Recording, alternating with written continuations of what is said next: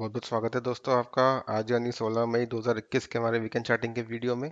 तो video start करने से पहले लास्ट वीक का रिकैप ले लेते हैं। तो उसके अंदर जो कैश स्टॉक डिस्कस किया था उषा मार्टिन, एक मेटल सेक्टर की कंपनी, उसमें हमें साइडवेज एक्शन देखने को मिला और वो स्टॉक अभी भी 50 के आसपास अवेलेबल है। और उसके बारे में आप ज़्यादा जानकारी हमारे लास्ट वीडियो को देख के ले सकते हैं और उसका जो लिंक है हमने डिस्क्रिप्शन बॉक्स में शेयर कर दिया है। और इसी स्टॉक में हमारे को इस आने वाले हफ्ते में एक्शन देखने को मिल सकता है क्योंकि उसका रिजल्ट अनाउंसमेंट है ऑन 20th मई। और जो हमने डेरिवेटिव स्टॉक डिस्कस किया था एस्कॉर्ट्स लिमिटेड, उसमें भी हमें एक साइडवेज एक्शन देखने को मिला।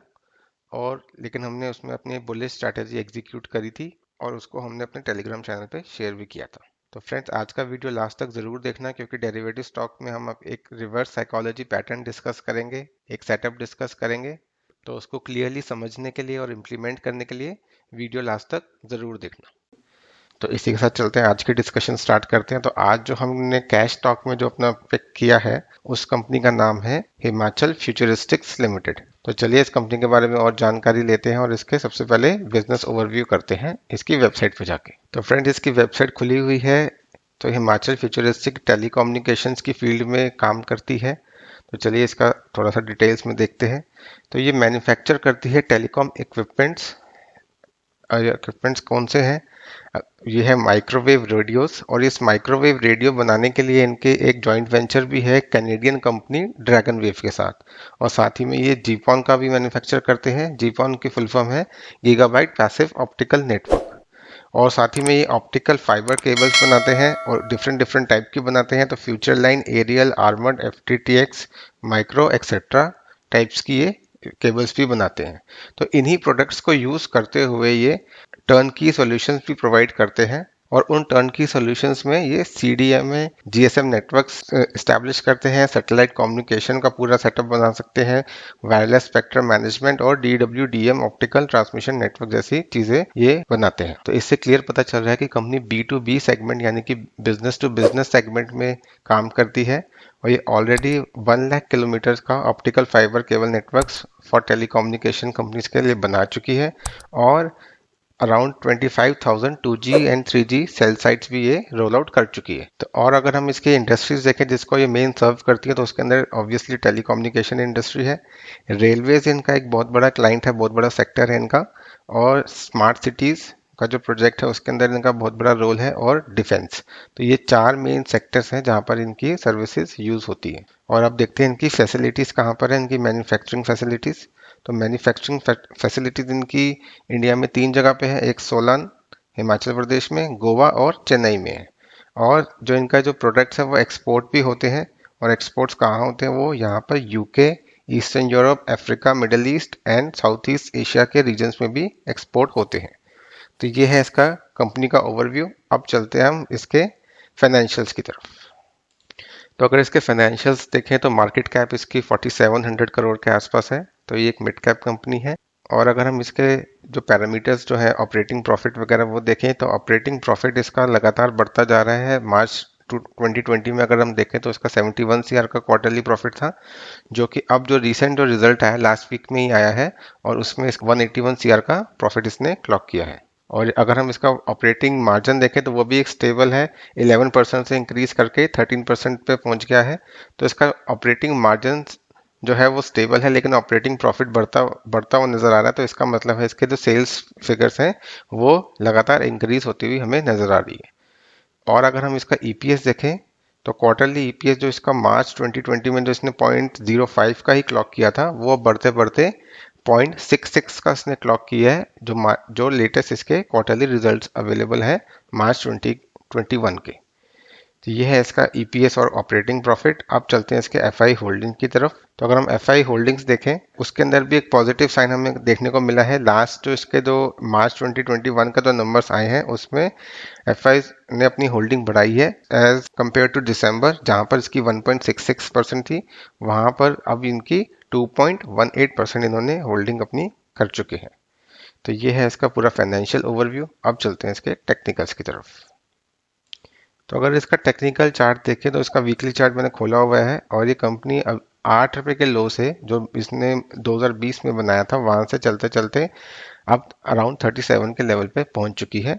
और इसने काफ़ी एक अच्छा कंसोलिडेशन मूव भी दिया था हमारे को लास्ट के 2-3 महीनों में। और उसके बाद हमने एक शानदार इसमें रैली देखने को मिली है इसको 25 से लेकर 37 तक के लेवल पे। तो जो चार्ट स्ट्रक्चर है वो क्लियरली एक पॉजिटिव स्ट्रक्चर है और इसके अंदर आगे क्या होने वाला है आइए इसके डिटेल में स्टडी करके देखते हैं।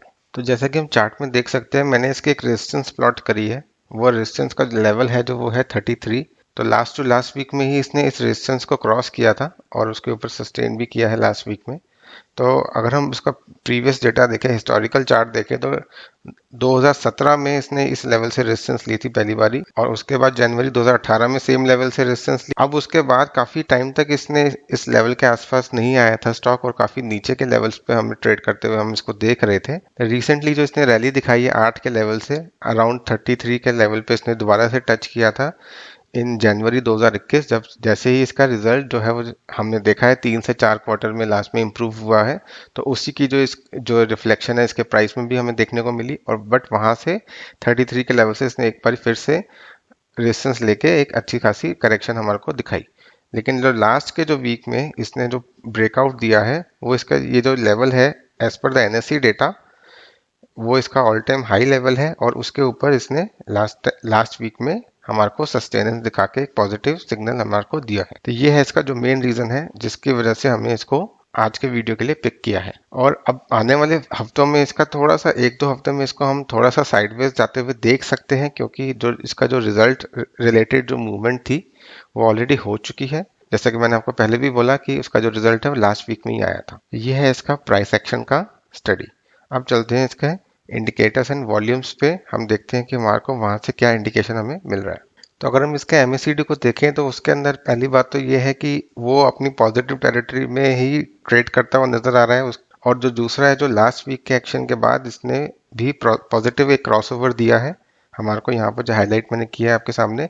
तो जो इसका पॉजिटिव जो ब्रेकआउट आ रहा है उसको ये सपोर्ट करते हुए हमारे को क्लियरली नजर आ रहा है। तो अब चलते हैं इसके वॉल्यूम के इंडिकेशन की तरफ। तो ब्रेकआउट के समय जो हमें लास्ट वीक में जो वॉल्यूम देखने को मिली है लास्ट के 2 वीक्स में काफ़ी हाई वॉल्यूम देखने को मिली है as per the average volume.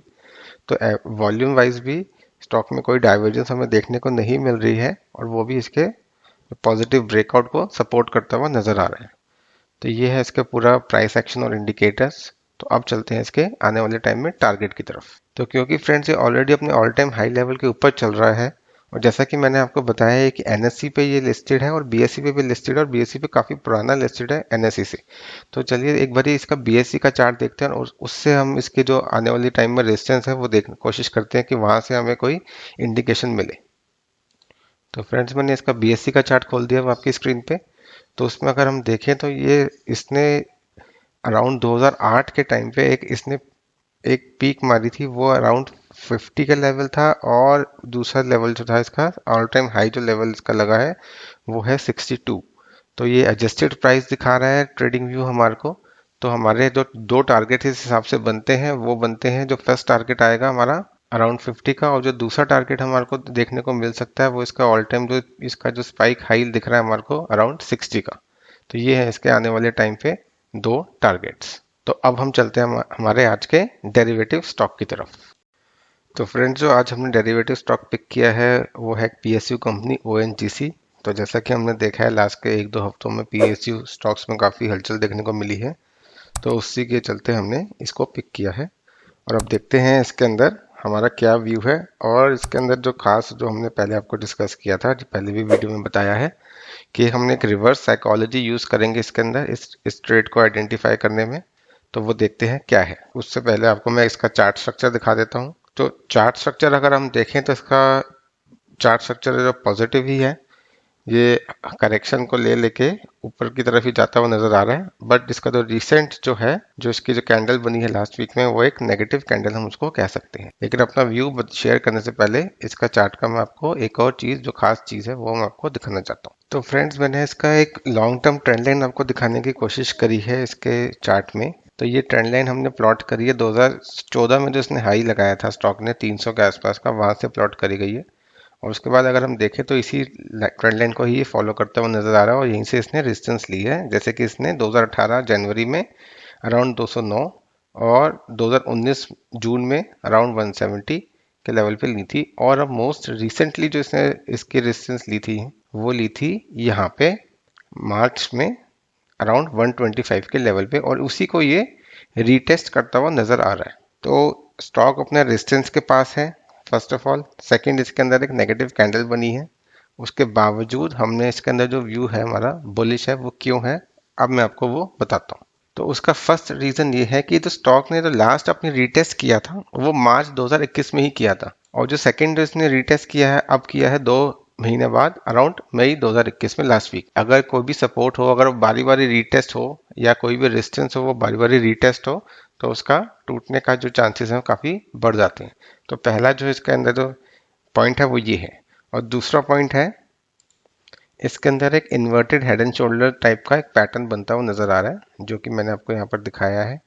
ये जो है इसका पूरा जो लेफ्ट शोल्डर है, और ये पूरा इसका डिस्टॉर्टेड एक हेड मान लो, और ये जो इसका जो अब जो बन रहा था इसका, ये इसका एक राइट शोल्डर है। तो एक इसका पैटर्न भी बनते हुए नजर आ रहा है, बुलिश पैटर्न है वो। थर्ड जो इंपॉर्टेंट पॉइंट है जिसको मैं रिवर्स साइकोलॉजी बोल रहा हूँ, वो क्या है, वो उसको देखने के लिए हमें इसके डेली के चार्ट में चलना पड़ेगा। तो डेली चार्ट में मैं आपको दिखा रहा हूँ कि जो इसके लास्ट टाइम जो इसने मार्च में जो इसने रेजिस्टेंस ली थी, वहां पर इसकी जो रेजिस्टेंस थी उसके अंदर डेली चार्ट में हमारे को एक मीनिंगफुल रिवर्सल कैंडल देखने को मिली थी। वो जो रीटेस्ट था रेजिस्टेंस लेवल का, वो काफी टाइम बाद था, तो वहां से एक रेजिस्टेंस लेना इसका बनता भी था, और वहां से हमें इसको देखने को मिली।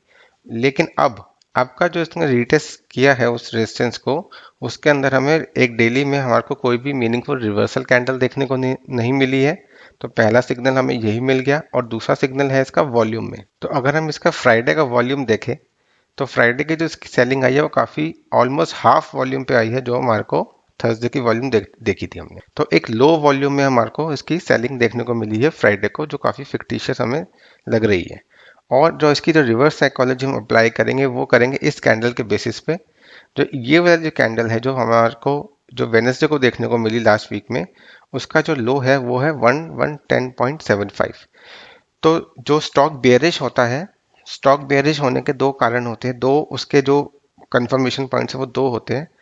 वो एक तो इसका एक सिग्नल हमें मिले, और दूसरा उसकी कंफर्मेशन। तो इसका मतलब क्या है, अब ये है सेकंड साइकोलॉजी जो स्मार्ट प्लेयर्स जैसे प्ले करते हैं, कि अगर स्टॉक ऑलरेडी एक बुलिश था, उसके अंदर हमारे को एक वीक सिग्नल देखने को मिला, और वो वीक सिग्नल हमें हमें देखने को मिला कि वो उसके अंदर एक फिक्टिशियस एक लो वॉल्यूम हमें पैटर्न देखने को मिला। तो उस पैटर्न में अगर हम ये आइडेंटिफाई करें कि अगर ये स्टॉक बेयरिश तब होगा जब ये एक लेवल इसको ब्रीच होगा, तो उस लेवल को, और वो लेवल है हमारा 110 के आसपास का। तो अगर जब तक वो लेवल ब्रीच नहीं होता, तो वो स्टॉक हमारे को, हम उसको एज ए बुलिश स्टॉक ही ट्रीट करेंगे, और उसके अंदर हम अपना व्यू जो है वो बरकरार रखेंगे। बाकी जो नोवाइस ट्रेडर, जो सेफ ट्रेडर जिनको बोलते हैं, वो इसमें से अब इसमें एक्शन लेंगे। कब लेंगे, या तो वो इस स्टॉक, ये वाला स्टॉक इस लेवल के ऊपर क्लोजिंग दे हमारे को वीकली लेवल पे या डेली लेवल पे, या फिर इस लेवल को वो 110 का जो लेवल है इसके नीचे हमें ब्रेक डाउन दे। तो ये दो लेवल्स के लिए हम वेट करेंगे। लेकिन जो स्मार्ट प्लेयर्स हैं वो यहीं से ही एंट्री ले सकते हैं, और वो एक बुलिश सेटअप के अर्ली एंट्री ले सकते हैं। क्या पता यहाँ से वो गैप अप कराएं और किसी को बैठने का मौका ही ना मिले जब इसका ब्रेकआउट हो। तो इस वजह, इसको देखते हुए हम इसके अंदर अपनी एक बुलिश एंट्री प्लान कर सकते हैं, और उसका जो लेवल होगा वो अराउंड इस जो ये जो बियरिश कैंडल है, ये वाली जो लास्ट वीक की, लास्ट जो फ्राइडे की है, इसके ऊपर अगर वो स्टॉक ट्रेड होना शुरू करे, तो हमारे को एक अर्ली एंट्री मिल सकती है। वैसे द रिवर्स साइकोलॉजी की, अगर स्टॉक बेयरिश नहीं है तो इस समय वो बुलिश ही, उसका जो मोमेंटम है वो कंटिन्यू करेगा। और सेकंड जो साइकोलॉजी जो हम लगा रहे हैं, जो सेकंड जो फैक्टर है रादर, वो ये है कि हम ऑलरेडी इस सीरीज के अंदर, मई सीरीज के अंदर, एक्सिस बैंक और नैल्को के शानदार प्रदर्शन को देखते हुए काफ़ी अच्छे हम प्रॉफिटेबल रेंज में बैठे हुए हैं। जो हमारे टारगेट्स हम उसको एक्सीड कर चुके हैं ऑलरेडी। तो हम ये ऐसा एक्सपेरिमेंट हम इसको इजीली कर सकते हैं, और इसके अंदर अगर थोड़ा बहुत लॉस हो तो हम उसको इजीली बियर कर सकते हैं। तो ऐसे टाइम पे ही हमारे को एक्सपेरिमेंटल या एक out of the box strategy apply करने का टाइम होता है। अब देखते हैं इसके आने वाले टाइम में टारगेट्स क्या होंगे। तो क्योंकि हम इसके जो ब्रेकआउट से पहले ही हम एंट्री लेने के प्लान कर रहे हैं, हमारी बुलिश एंट्री, तो इसका जो फर्स्ट टारगेट है, जो इसकी जो दो मूविंग एवरेजेस आपको देखने को मिल रही होगी स्क्रीन पे, एक ये ऑरेंज लाइन और एक ये ब्लू लाइन, ये दोनों इसकी वीकली 200, एक सिंपल और एक एक्सपोनेंशियल मूविंग एवरेजेस है। तो जो फर्स्ट हम टारगेट लेकर चलेंगे वो इसका जो फर्स्ट जो मूविंग एवरेज है वो अराउंड 126 है। तो वहाँ पर हम इसका फर्स्ट टारगेट लेंगे और जो सेकंड टारगेट हमारा होगा बुलिश वो होगा अराउंड 135 के लेवल पे। तो हो सकता है कि स्टॉक ब्रेकआउट देते ही यहाँ से रेजिस्टेंस लेकर वापस से नीचे आए, तो तब तक हमारे को हमारा फर्स्ट टारगेट मिल जाएगा और अगर हम सेफ ट्रेड जो होंगे वो वहाँ पर ट्रैप भी हो सकते हैं। तो जैसे ये बेनिफिट होता है हमारे को स्मार्ट ट्रेडिंग करने का। तो आई होप जो हमारे को जो कंसेप्ट मैं आपको समझाना चाह रहा था, जो साइकोलॉजी आपको समझाना चाह रहा था, वो आपको समझ में आई होगी। आई है तो प्लीज़ कमेंट करके बताएं और वीडियो को लाइक करें। तो चलिए इसी के साथ ये हमारे दोनों स्टॉक्स की डिस्कशन खत्म होती है। तो अब इसको समराइज कर लेते हैं। तो स्टॉक को समराइज करने से पहले मैं आपके साथ हमारा रिस्क डिस्क्लेमर शेयर करना चाहता हूँ। तो फर्स्ट ऑफ ऑल हम सेबी रजिस्टर्ड इन्वेस्टमेंट एडवाइजर नहीं हैं अभी तक, और सेकेंड जो भी हम स्टॉक्स डिस्कस करते हैं वो एजुकेशनल पर्पस के लिए होते हैं। और इसके अंदर अगर जो आप डेरिवेटिव स्टॉक भी डिस्कस करते हैं तो उसके अंदर कैपिटल इरोजन का जो खतरा होता है वो ज़्यादा होता है। तो उसमें कोई भी ट्रेड लेने से पहले आप अपने फाइनेंशियल एडवाइज़र की सलाह ज़रूर लें। चलिए अब चलते हैं, स्टॉक समराइज करते हैं। जो हमने जो कैश स्टॉक जो डिस्कस किया आज के वीडियो में उसका नाम है हिमाचल फ्यूचरिस्टिक। वो स्टॉक अभी 37 के आसपास अवेलेबल है और उसमें हमारा जो टारगेट है वो अराउंड 50 और 60 का हो सकता है मीडियम टर्म में। और जो सेकंड स्टॉक डिस्कस किया है जो डेरिवेटिव स्टॉक है वो है ONGC। उसके अंदर जो अभी स्टॉक अवेलेबल है अराउंड 113 के लेवल पे, और उसका जो टारगेट है वो है 126 और 135 आगे आने वाले दिनों में। और इनमें हम जो भी ट्रेड करेंगे उन ट्रेड्स को हम अपने टेलीग्राम चैनल पे शेयर करेंगे और उसका जो लिंक है वो हमारे डिस्क्रिप्शन बॉक्स में अवेलेबल है। तो चलिए गाइस इसी के साथ वीडियो रैप अप करते हैं। अगर आप हमारा वीडियो फेसबुक पे देख रहे हैं तो प्लीज़ हमारे पेज को लाइक करें और हमें फॉलो करें। यदि आप हमारा वीडियो यूट्यूब पे देख रहे हैं तो प्लीज़ हमारे चैनल को सब्सक्राइब कीजिए और वीडियो को शेयर कीजिए अपने फ्रेंड्स और रिलेटिव्स के साथ। तो इसी के साथ वीडियो को रैप अप करते हैं और उम्मीद करते हैं आपका आने वाला हफ्ता प्रॉफिटेबल रहे और आप और आपके परिवार वाले सेफ रहें। Thank you and bye bye.